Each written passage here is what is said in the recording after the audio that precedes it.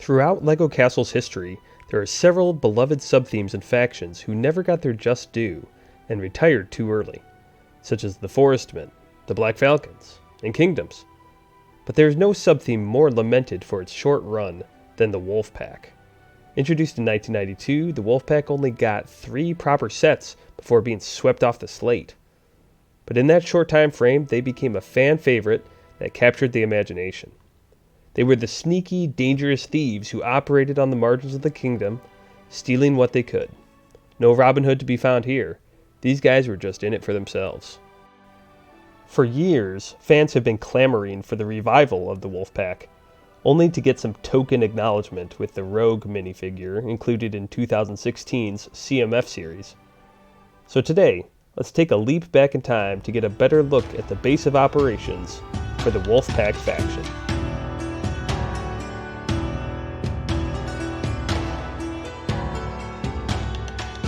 Hello, Eldorado Pirates here, and this is Wolfpack Tower, set number 6075. Released in 1992, it had an original retail price of $29.75. The set contains 236 pieces and includes 4 minifigures.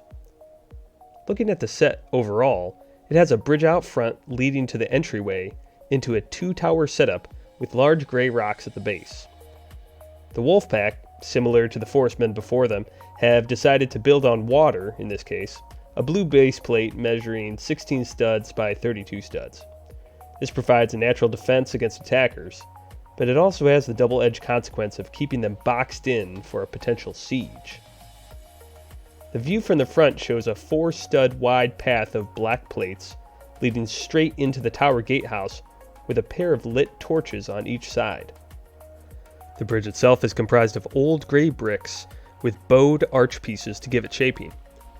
The bulk of the hideout features 8 black wall panel corner pieces, 1 dark gray lerp, and 1 dark gray burp.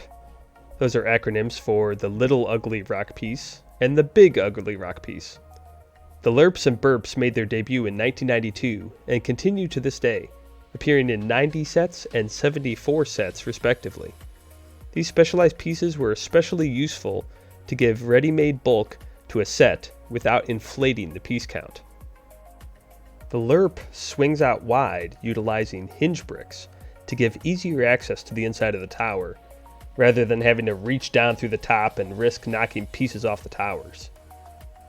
The burp on the opposite side has the same swing-out mechanism, but it is topped by a black turret piece that allows minifigs to stand on watchguard while still having a defensive half wall for protection.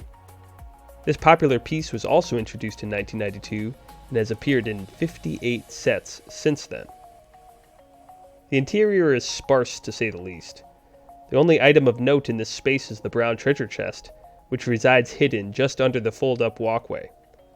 It features 4 yellow studs that function as gold pieces in the castle theme. But having a wooden chest stored in standing water is a good recipe for rot to take hold. As we look at the back tower, we see a small alcove at the bottom and a black ladder that leads to the upper alcove, which is also made of black corner wall panels. These 2 areas are the main sections where the tower's ghost hangs out. The back tower is ornamented with a Wolfpack flag on a gray pole, a lit torch, a brown spear, and a dark gray falcon. This is the same parrot mold from the LEGO Pirates line. It appeared in a plethora of sets during the 1990s and subsequent decades. We then move our focus to the front gatehouse. A pair of 1x3 arches allow for easy viewing by the defenders, flanked by black wall panels on either side. It's topped by a red angled roof piece to provide a needed splash of color. The back side of the gatehouse is very plain, with a small lookout area on top. If you raise the hanging ladder, it allows the minifig on the bridge to proceed inside unencumbered. It's no portcullis, but it's something. And how would you be able to access this lookout post on the gatehouse? Why, just raise the black ladder from the opposite tower, and you can walk your figure right across. This helps solve LEGO's inaccessible areas problem that has plagued them constantly over the years. Our overhead view of the set shows just how skinny of a profile that Wolfpack Tower possesses. but it also shows how sturdy it is as a fortress outpost with all the sizable wall and rock elements.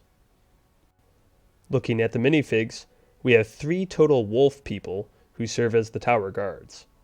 The Wolfpack leader has a black hood and eye patch, with a head that was frequently used in the Lego Pirates line. He has a brown torso, brown arms, black legs, and red hips. He also differentiates himself by wearing a black hard plastic cape. The 2 matching Wolfpack scallywags wear brown hoods with a common pirate face used once again. They have brown torsos, black arms, light gray legs, black hips, and a red cape on their backs. The highlight is the Ghost minifigure, which was introduced in 1990 in both the King's Mountain Fortress set and the Black Monarch's Ghost set. This Ghost mold appeared in 7 different sets from 1990 to 1995. Underneath, it's composed of a black head, a white plain torso with a plate and a brick stacked underneath. Most importantly, it glowed in the dark. This great functionality made it one of the most beloved and prized minifigs in LEGO history. For the final verdict, Wolfpack Tower is the central showpiece set for this short-lived and much-beloved faction. This build is definitely on the simpler side construction-wise, but that was part of the charm of the 1990s sets. The Wolfpack represented a new, chaotic group of ruffians that were content to merely rob anyone and everyone they could. These sneaky outlaws were ideal foils for whichever faction you deemed as the good guys. Kids love to root for the baddies after all. All in all, it's a must-own for any fan of 1990s LEGO. Tragically, only a trio of Wolfpack sets were ever produced, all released between 1992 and 1993. The other 2 were the much smaller Wolfpack Renegades and Ghostly Hideout. Wolfpack fans have bemoaned their swift demise ever since, and still hold out hope that maybe one day LEGO will hear their pleas and resurrect these rapscallions for a remake, or perhaps even a small run of sets. Hey, we can always dream. Thanks for watching.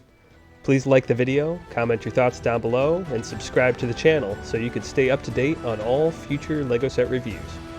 Catch you on the next one.